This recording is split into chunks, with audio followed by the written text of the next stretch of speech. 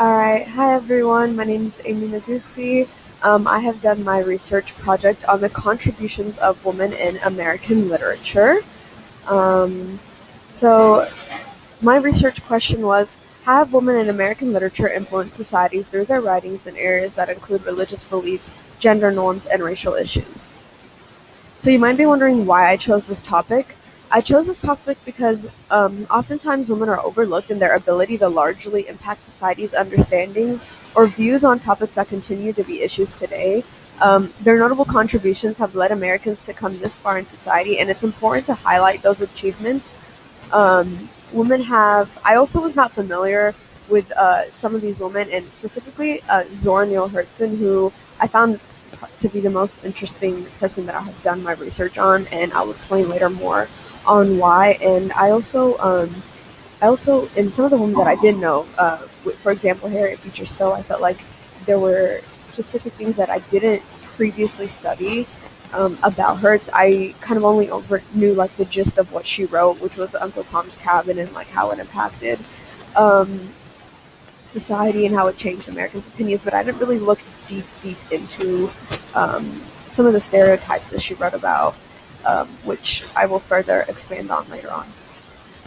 Okay, so I'm going to give just a brief overview of three of the five works that I did and then focus a little bit more on two of the works. So first we're going to start off with Anne Bradstreet. So Anne Bradstreet wrote Upon the Burning of Our House, where she basically mourns the loss of her house and all of her worldly possessions, which later turned into a lesson about like valuing the heavenly possessions and turning to God during hardships. Now, a lot of people actually saw this as uncommon that women even are sitting here and taking like their own um, are sitting here and approaching things emotionally, which wasn't really like accepted in the Puritan society at the time. In fact, people saw it as like defying God for having this independence in which women were writing literature. And it's funny because that's she was actually quite literally doing the opposite. Later on in her poem, she actually talks about how important it is to turn to God and how important it is to let go of these worldly possessions. I'm so sorry about that. Possessions, which which shows that like the critics at her time were just coming at her simply because she was a woman who was writing about religion. And then moving forward, we have Kate Chopin. She wrote the short story called The Story of an Hour, where a woman had found out about her husband dying. And of course, at first she was a little sad, but she started feeling this sense of freedom coming to her. And that freedom was so overwhelming that when she found out her husband had actually survived the accident, she died of grief because she realized that her husband's survival meant that she would lose that independence. And I think that's a really, I think that's a really unique take. Kate really, Chopin didn't really write about her husband being abusive necessarily. It was more about the fact that, because it did say that she loved her husband in the story, but it was more about the fact that like she knew, like as a woman, she would lose that independence the moment she found out about her husband's survival. And so Chopin was criticized for writing about female independence, and also sexuality as well, which is more in her other works. And is portrayed because and she also portrayed marriage as having like a negative impact um, because it showed that like a woman would lose her independence once she was married, and like a lot of critics didn't like that because she put a negative connotation to marriage in a time where like social norms about marriage were very strict or very conserved, and like women were under men and they were under the authority of men. All right.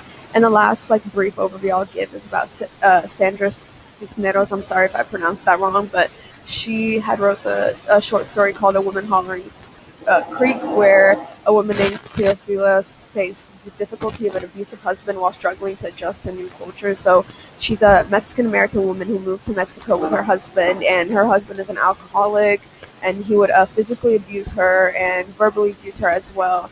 And eventually, she found it in herself to seek help and leave with her kid and another one of her pregnant kids and go back to Mexico with her kids. And what Sandra does in this is like she represents the cultural clashes that Mexican women have to face while bringing awareness to these marginalized communities. I think it's so unique that like she's showing like how difficult it is to adjust, being a Mexican woman, how difficult it is just to a completely new culture, a completely new place, while also having to face the difficulties of being in an abusive marriage, and then specifically where like how difficult it is to have to face society knowing that if you do like leave that marriage, like people are going to see you as like, oh, people are going to gossip about you and see you as like, oh, I can't believe she left her husband with her kids, like, you know. And so I think what Sandra Cisneros does is that she shows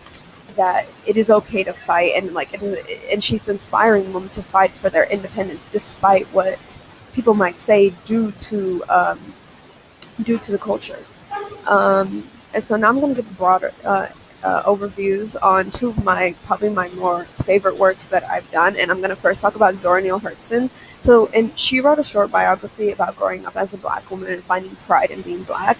It's so I think her story is so unique simply because of how it was criticized, and the reason why it was criticized is because in this time period, a lot of the Harlem writers were writing um, about racism and like how it's affected the Black community, and like a lot of a lot more negative things, whereas she was sitting here speaking about Black pride, and she wasn't writing to, you know, like try to uplift her race to the white readers, or to the to the white to the white people who had funded a lot of these Harlem writers, but instead she was writing to uplift her Black race. Like she refused to allow people to dictate her life simply because she and Black people were oppressed at that time. And I think that's so super unique simply because even though she was seen as naive, in my opinion, I think this was seen as empowering. Like it, she didn't want her work focused on the negative impacts of being Black. She wanted to be on the positive. She wanted people to like embrace every aspect of being Black, and not just like victimizing herself or like seeing herself as anything beneath a white person because of her ancestors, or because of the racism that like tries to dictate and control her life and her future. And I think I remember one of her quotes. She says like she's talked about sharpening her knife, and like not allowing someone to come and control her and like control how she views herself and her Blackness. And so I think that this is inspiring, as especially as a Black woman. I think it's super inspiring to uplift yourself and see yourself as someone who's great, and embracing yourself in every aspect, and not just the good ones, not just the ones that appeal to anyone who's not Black. And then Harriet Beecher Stowe wrote Uncle Tom's Cabin, which is a very famous novel. In fact, it was considered one of the reasons why the Civil War started, simply because of how it influenced public opinion. A lot of people, especially up in the North, were not necessarily aware of the conditions of slavery, and in fact, they kind of didn't really understand how bad it was. And Uncle Tom's Cabin gave a lot of awareness to that. It talked a lot about not just physical abuse, but also sexual abuse, which is super common, especially at that time. And it really brought awareness to that, which started like an outrage like throughout the whole nation, which is why, again, it's one of the reasons why the Civil War had started. I think something that was super important that I had overlooked when I previously studied Uncle Tom's Cabin is like the issue of colorism.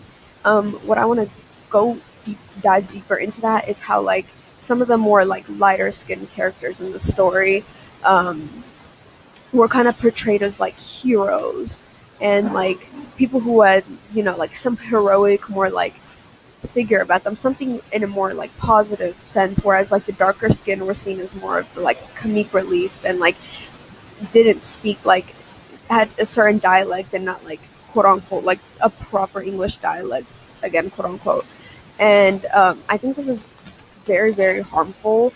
As much as I like see that Harriet Beecher Stowe had a good impact on the fact that she brought awareness, she also did not necessarily. She also had some negative impacts in pushing those stereotypes, those like color stereotypes that see like lighter skinned Black people as higher, more, like educated and heroic and like quote unquote better, whereas like the more like darker skin um, black people are not seen that same way. And she even does this one portraying Uncle Tom as like someone who's more like of a submissive, uneducated sort of person.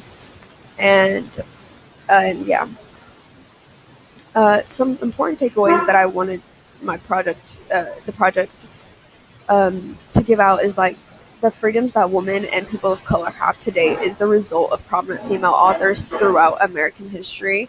Um, just like Harriet Beecher Stowe and how she helped start a war that eventually ended slavery, and same with representation that Sandra Cisneros gave to Mexican women. Women also continue to inspire generations of authors to advocate for liberty that was not extended to them. So obviously, our nation was founded on the Constitution, and a lot of that Constitution talked about having a life, liberty, and pursuit of happiness, which was not honestly available to anyone who wasn't white and a man.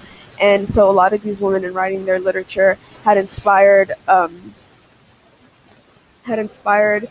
liberty to be extended to people of color and women as well. Women have also opened up unique approaches to the ideas about feminism that inspired feminist ideals and movements today. And I think this one specifically relates to Kate Chopin and how she talks about like independence and how she talks about sexual freedom as well, which I know wasn't really part of this module, but I think it's super important because previously, like those types of interactions were seen more as like for procreation and to give birth, whereas like Chopin kind of sees that sexual independence as more than that, which at that time was regarded as like inappropriate.